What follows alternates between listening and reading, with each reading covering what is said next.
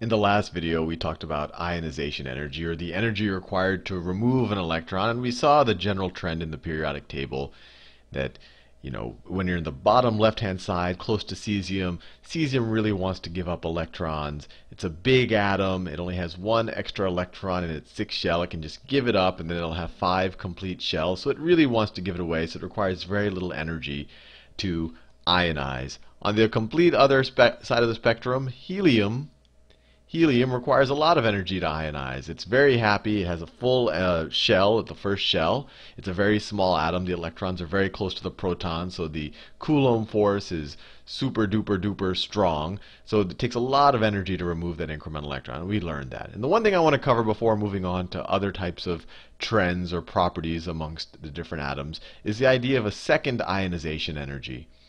Second ionization energy. And I want to do this because sometimes it's covered on some chemistry exams or some chemistry standardized tests. And it's just the idea of the ionization energy is the energy required to remove the first electron, to go from a neutral state to popping one electron off of it. The second ionization energy is then the energy required to remove the very next electron. And the reason why this is interesting is sometimes they'll say, okay, what elements have a very high second ionization energy? And your temptation would be, okay, high ionization energy, that also probably means high second ionization energy. And that might be true. For example, neon has a very high ionization energy. It really wants to keep that 10th electron because it fills out the second shell. And then, of course, even if you were able to remove that electron, to remove the 9th electron, when now its configuration looks a lot like fluorine, that's still very difficult. So you'd say its second ionization energy is still very high. But if you think about it, the elements with the elements with the highest second ionization energies are going to be some of the elements with the lowest ionization energy. So think about it. And that might be kind of confusing. Let me say lithium. Lithium, for example. Very low ionization energy. It's got that extra electron. It just wants to give it away. But once it gives it away, it's in a very stable situation. Then its electron configuration looks like helium. So to remove that second electron is super duper duper difficult. So lithium has a very high second ionization energy. And so you might run into a question where they're like, which of these elements has the biggest difference between their ionization energy and their second ionization energy, or their second ionization energy is higher than their ionization energy? And lithium or anything in group 1, that would be true, because as soon as you remove one electron, its electron configuration becomes super stable. So removing that second one is super duper difficult. And you also see this in this chart. This is, of course, the first ionization energies. But let's say the case with lithium, you remove that electron. It was very easy. You only needed 5 electron volts to do it. But then your configuration looks a lot like helium, and so that second ionization energy is going to look a lot like helium's first ionization energy. Anyway, don't want to confuse you too much, but that's an interesting point that might pop up every now and then. Now, another property, which is in a lot of ways in my mind related, is the idea of electronegativity.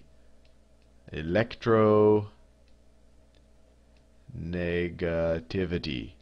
Concept came up with by Linus Pauling. I always remember him as he was convinced that he was a famous chemist, and but what I always remember is that he was famous for being convinced that vitamin C was kind of the key to living forever, and he would take huge doses of vitamin C. I should probably read up on that again. I don't want to spread lies about Linus Pauling, but I remember reading that when I was in high school. But anyway, he came up with the idea of electronegativity, and the idea is that when two atoms form covalent bonds, and I haven't taught you what a covalent bond is, so and I was planning on doing that in a couple of videos from now, covalent bonds. But the idea of a covalent bond is really just atoms sharing electrons. Let me draw that out. So if I have oxygen looks something like this. I could draw it like that. I could also draw oxygen like this, just because I'm going to use these extra electrons to bond. And if you take oxygen like that, and you add it to 2 hydrogens. Hydrogen has 1 electron. What's going to happen? Well, you might not know yet if you haven't seen a covalent bond. But the atoms will actually share electrons. So this oxygen, you put it in the center. You have these over here. Let me draw it like that. So the oxygen, I'll do it in green. The electrons from oxygen, I'll do in green. And then in hydrogen, well, I'll just do it in this orange color. So we have two of these hydrogens. So one hydrogen will be there, and then the other hydrogen will be there. Now what just happened? Well, if this hydrogen can pretend that both of these electrons, it has to kind of share this green one with the oxygen, and the deal is, hey, I share the green one, and you let me borrow the green one, and I'll let you borrow the orange one. We both can kind of feel like we have a stable electron configuration. Hydrogen feels good because the 1s shell is completely filled. Oxygen feels great because its valence shell is completely filled with 8 electrons, 2 of which are bars. So it feels great. This is a covalent bond where the atoms are sharing electrons. And so this is sometimes will be drawn like this. Oxygen, those are the extra electron pairs of oxygen, and they'll just draw a line like that. A line like that. And that line implicitly is saying, look, there's 2 atoms on either end. There's the oxygen atom, electron, the oxygen electron there, and then you have the hydrogen electron there, and they're kind of shared. These two things mean the same thing, but that line just means a covalent bond. Now, my whole point behind talking about covalent bonds a little prematurely is so that I can touch on electronegativity.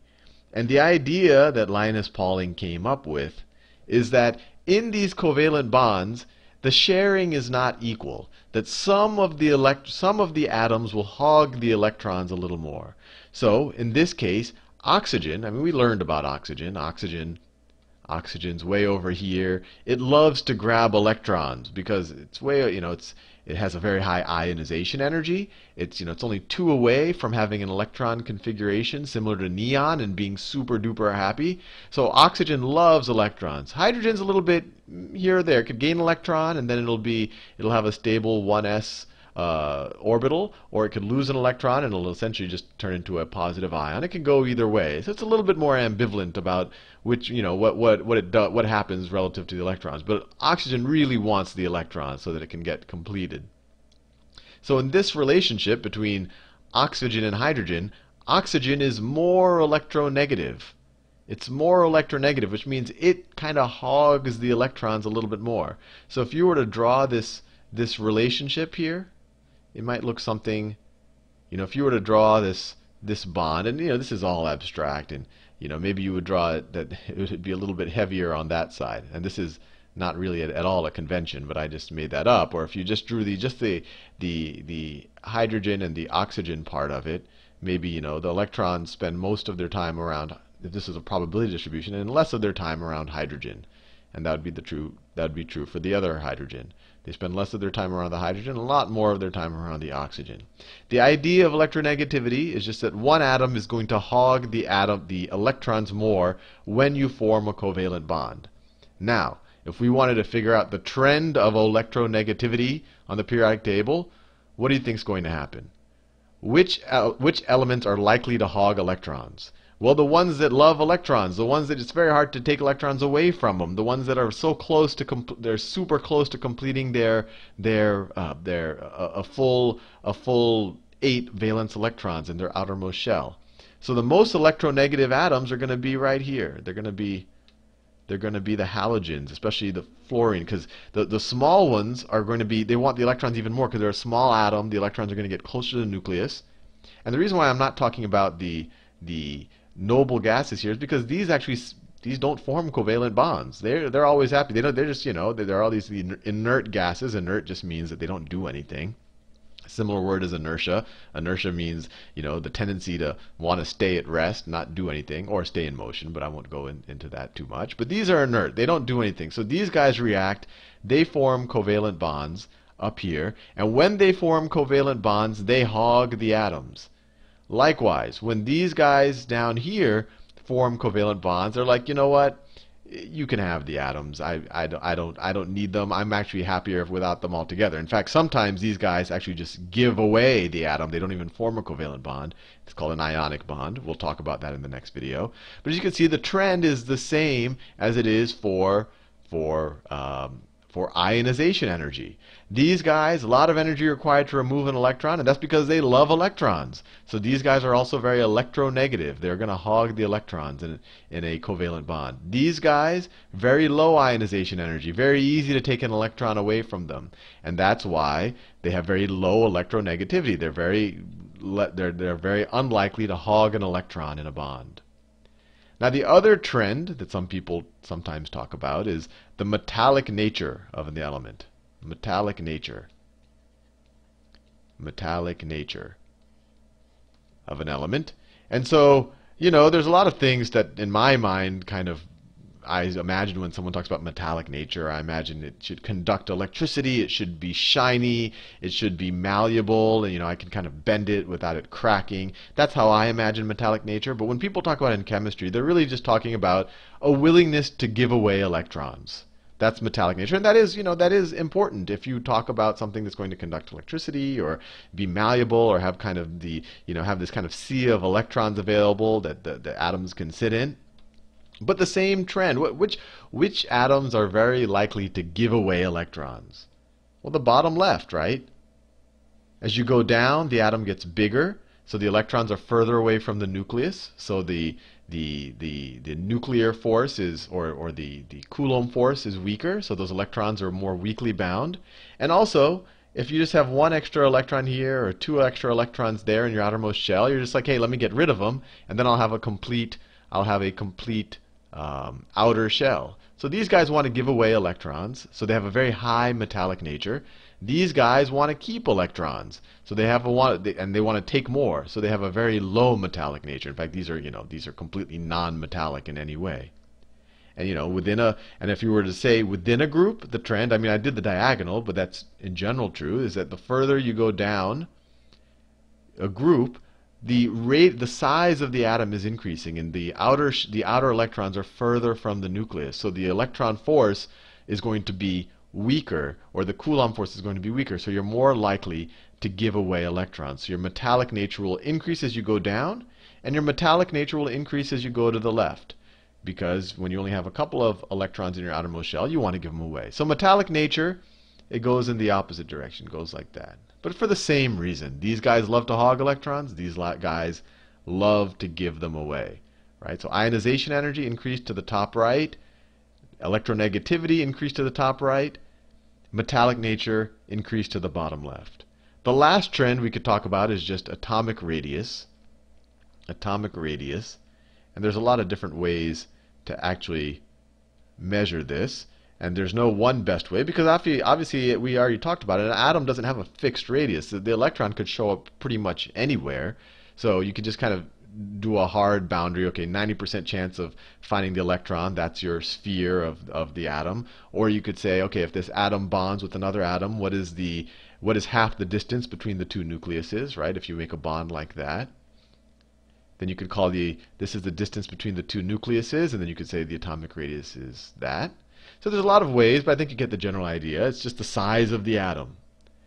And you could already imagine that as you go down any one group, the size of the atom increases. You're adding on more and more energy levels, more and more shells. The atom is just getting larger and larger. In fact, we've used that as an argument as to why, as you go down, ionization energy goes down or electronegativity goes down. So the atoms become larger. Let me make it. The atoms become larger as you go down. Now, the one thing that might be a little unintuitive, what happens as you go to the right? You're adding electrons as you go to the right, but you're adding them all in the same shell, right? So if this is a nucleus right there, and you're in some shell, some orbital shell, and obviously they're not all spheres, but let's say you're some orbital shell, you just keep, as you go to the right in a period, you just keep adding electrons to that shell. Right? This is a super gross oversimplification. And as you go to the right, you have more protons in the nucleus. So this is only getting more and more positively charged. So what happens is that these electrons get pulled inwards. They get pulled inwards. So as you move to the right on the periodic table, size decreases. So size decreases. Size decreases. So the general trend with size, and then you say, okay, but what about when you go to the next period? You're adding more, you're getting more protons there. Won't that decrease? You are, but at the same time, you're now adding the electrons in a new shell that's further from them, so it gets larger when you get to the new period. So electron size, as you go down, large, and as you go to the left, you get larger. So electron size goes from the bottom right to the top left. Although in general, the things that are in a lower period will have a larger size than most things in a higher period, regardless of kind of what group it's in. But the general trend within a group, the higher the number, the larger the atom. Within a period, the more protons you have, the smaller the atom. Anyway, hope you found those interesting. In the next few videos, we'll start with bonding.